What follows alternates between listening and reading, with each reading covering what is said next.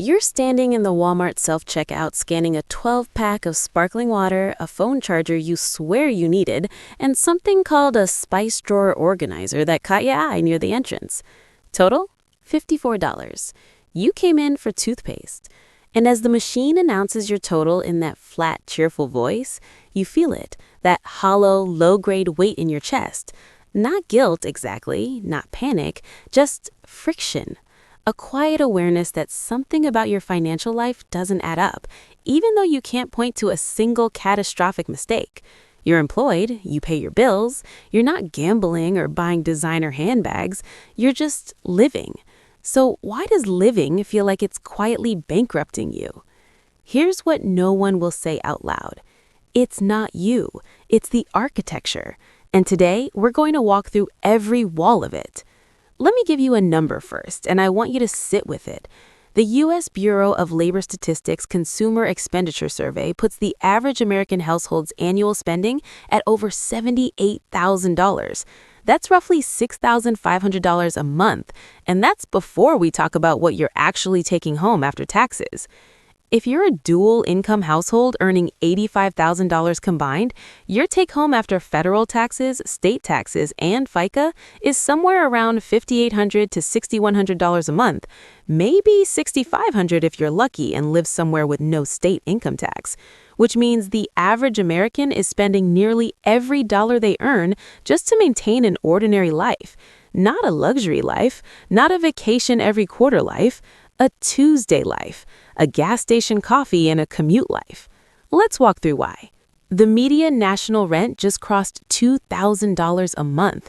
In cities where jobs actually exist, Atlanta, Chicago, Phoenix, Nashville, any coastal metro, you're often looking at $2,400 to $3,000 for a two-bedroom that doesn't come with pest issues.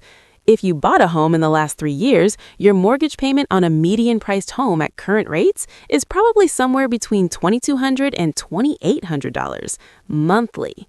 Either way, you're spending somewhere between 35% and 50% of your take-home on the place where you sleep. That is the foundation. Everything else has to fit in what's left. The average new car payment in America right now is $735 a month. That's not a luxury vehicle. That's a Honda CR-V or a Toyota RAV4, a normal car financed normally. And that payment doesn't include insurance, which averages $160 to $220 a month, depending on your state, or gas, or the maintenance that is always coming. When AAA did a full cost analysis, payment, insurance, fuel, upkeep, and depreciation, the total came out to around $950 a month per vehicle. Per vehicle! If you have two cars, which most households outside of dense cities do, you're spending close to $1,900 a month just to move around. That's more than most people's rent was 10 years ago. The average household spends about $850 a month on food, and for the first time in American history, we now spend more eating out than we do on groceries, which makes sense because after a 9-hour workday and a 45-minute commute, the choice isn't really between DoorDash and a lovingly prepared home-cooked meal. It's between DoorDash and cereal eaten standing over the sink. DoorDash wins every time. But that $24 order you placed, by the time the delivery fee, the service fee, the small order fee, and the tip are added, you spent $38 on mediocre pad thai. And the average delivery app user does that 2 to 3 times a week. Here's where it gets embarrassing. Studies consistently show that Americans think they spend around $85 to $90 a month on subscriptions.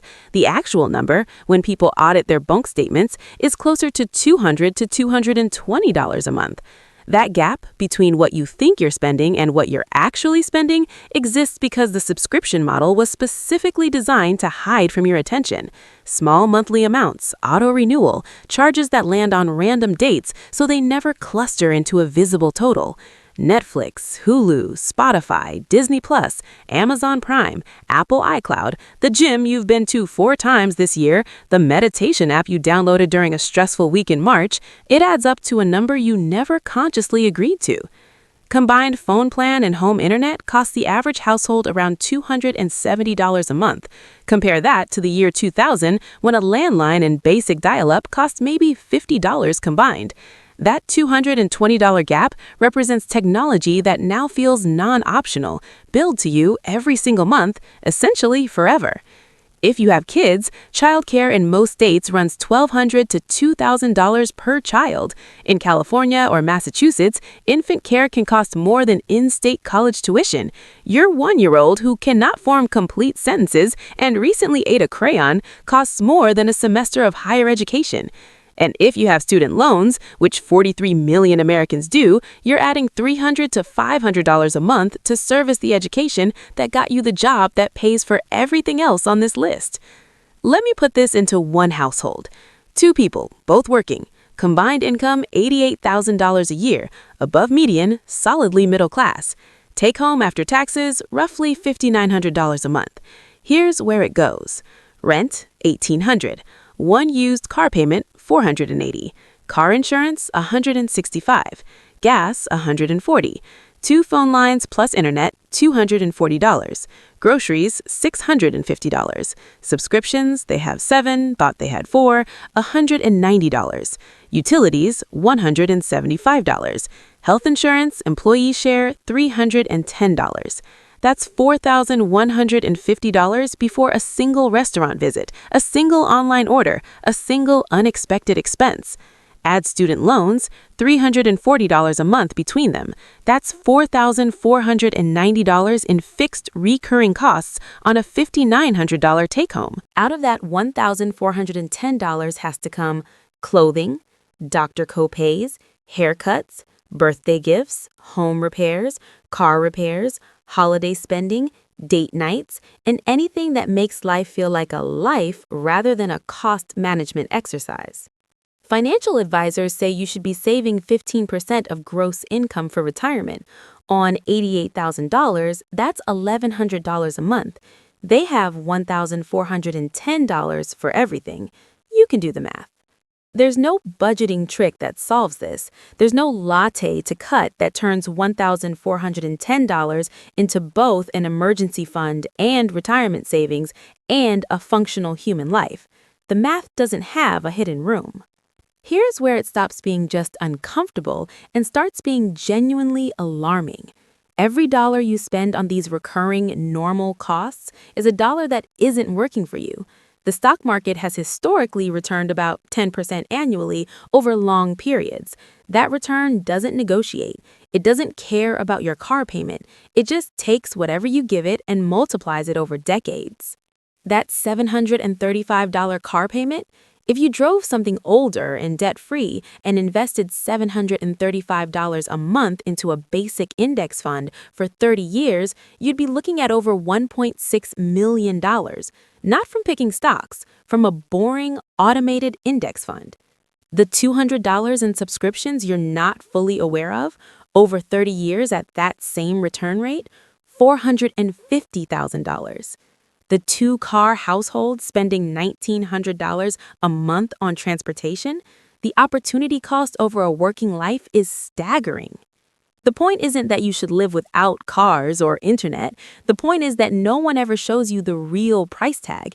Every financial product in your life was sold to you as a monthly number, the smallest unit, chosen specifically because it makes the actual cost disappear.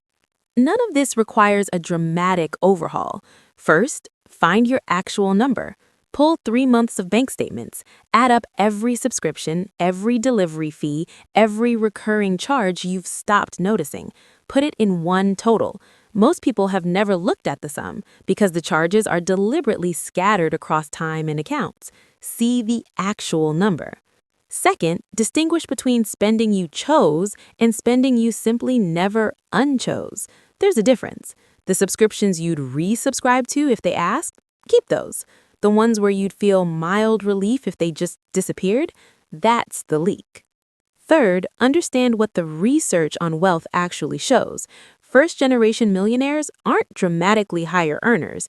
The differentiating factor is the consistent gap between income and spending, maintained over years, invested in boring, compounding assets. They didn't outperform the market. They just refused to let lifestyle inflation eat every raise. Small moves, compounded, Canceling 2 unused subscriptions and investing the difference, $67,000 over 30 years. Switching to a cheaper phone plan, $90,000. Keeping your current car 1 extra year instead of upgrading, potentially $150,000 or more over a working life. These aren't sacrifices, they're corrections, redirecting money that was flowing out on autopilot towards something that actually grows. The system you're living inside was not designed to build your wealth. It was designed to make you a consistent, slightly distracted participant in someone else's revenue model. You are not bad with money. You are succeeding at being a normal American in 2026. And it turns out that's a financially expensive thing to be. The cost of normal over a lifetime runs into the millions. The cost of quietly opting out of a few pieces of it is a paid-off car and a slightly awkward conversation at the gym when you cancel. That's the trade. The only question is whether you knew it was on the table. Now, you do.